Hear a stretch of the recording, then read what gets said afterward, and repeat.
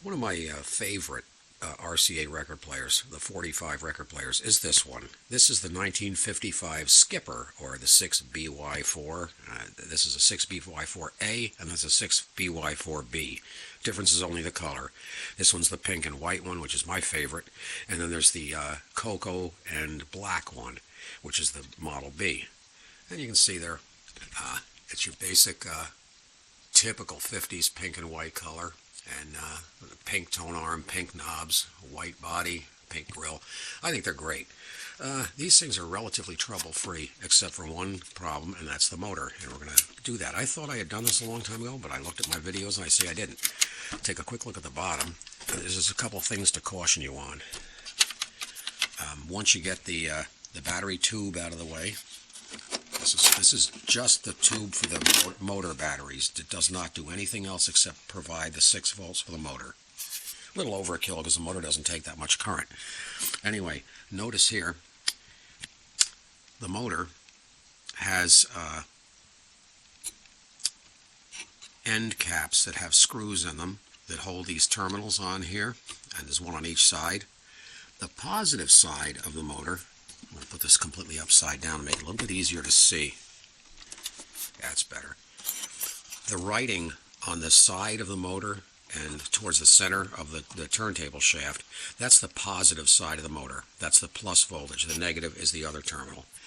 Caution you on these things when you take these motors out, and you do have to take them out. I would clip this wire here. Don't try to unsolder this terminal. Reason being, these white nylon caps are very meltable, and you'll destroy it. These center tunnels, by the way, where this screw is holding in the little micro spring and the brush, and I'm going to show you those in a second. So be very careful you don't lose anything. The way I usually do them is I take the screws out first before I try to take the whole assembly out. But if you've never done one before, you might be better off to clip it right there and clip the wire right here, because if you try to unsolder and you melt this part, you're gone. The motor's gone. It's not usable anymore. But both sides, and in case you screw up, and you can use this video to put your wires back on correctly. On the negative side, you have a black wire from the minus side of the battery holder, and you have a white and black wire going to the back jack panel here. The little socket for the AC adapter on the back. So you have 2 wires on the negative post. You have a single shielded, the hot side of a shielded cable going to the plus side, and the negative of the shielded grounds right to the body through a terminal. And then you have a little motor noise capacitor that goes from the plus right to the minus. Anyway, let's look at the oh, by the way, to take these apart, there is a spring clip here that you spread apart. You spread this spring clip here, you spread the little legs at the bottom apart, both at the same time, so that it comes out of this square slot. And then, as you see, there's an E-ring under here, and that comes out. You take out the E-ring, and then you can take the turntable out. And you can see the motor mounting grommets are rotted away. They have to be replaced. And there is a washer on the bottom, a metal washer on top of the rubber muffin, and the screw and a round spacer, and they all go together. Don't lose any parts when you take these apart. All right, let's look at the motor on the inside. Okay, here we go. Now, whoops. Oh, my lens cap got trapped. All right, there we go. Anyway, here's the motor. This is the motor out of Glenn Seberg's Rock. I'm doing his. He's got the black and cocoa version. I've already got all the screws out of this, and I'm going to take the cap off here, and you see it looks like a toy slot car motor on the inside. You have a permanent magnet stator, and then you have the rotor here. The magnet wants to keep it captive. You pull it out like that. There's lots of interesting crap on these things. Let me see, there's nothing left inside. That's it. When you take the top cap off, by the way, I make a mark on it, the plus side, so that you make sure it goes back in the case the same way. Not that it's that important, but sometimes it makes a difference. Anyway, as you can see here, I'm going to see if I can make this thing focus. It may take a second. On the commutator right there, the little copper ring You see all the dirt and blackness on that? That's got to be cleaned off. What I use for that is a little battery-powered Dremel tool with a wire brush. This can't hurt anything. Watch this. I mean, I can put my finger on it. Doesn't hurt my finger, doesn't break any skin. But that cleans that copper thing up real well so it'll work again. Anyway, there is a rubber damping ring on these. Don't lose this. Make sure that doesn't get it. Sometimes it stays behind.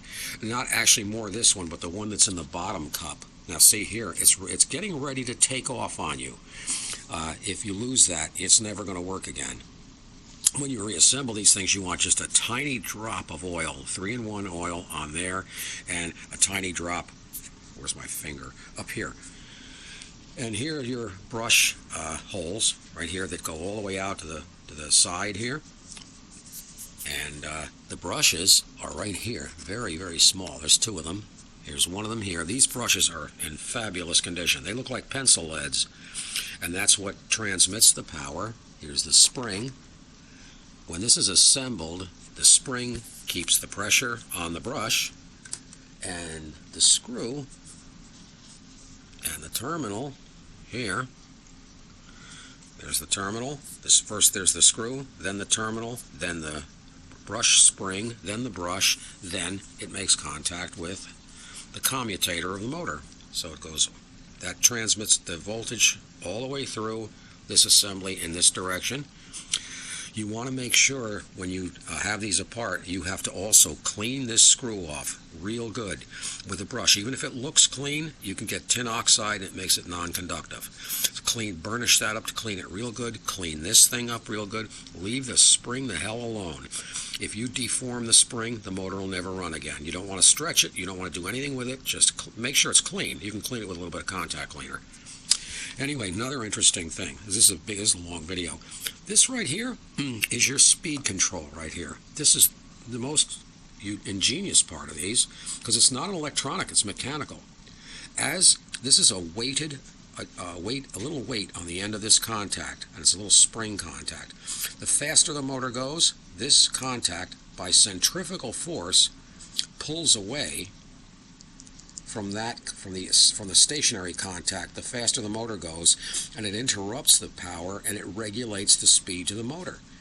You don't want to adjust this thing if you can possibly help it, because they're set at the factory and they tend to be good the way they are from the factory. As long as nobody's ever dicked around with it before, it should be fine. But anyway, that's a look inside the skipper motor and what you have to do to fix it. Again, you have to clean the commutator contacts. Be very careful not to break off those fine wires at the bottom. Stay the hell away from them. If you break one of them, you're pretty much finished. But anyway, I haven't had one of these yet that I couldn't fix. So anyway, that's how to fix the motor on these things. And you'll find that when you put it back together, it'll be nice and quiet and it'll run fine. And that's that.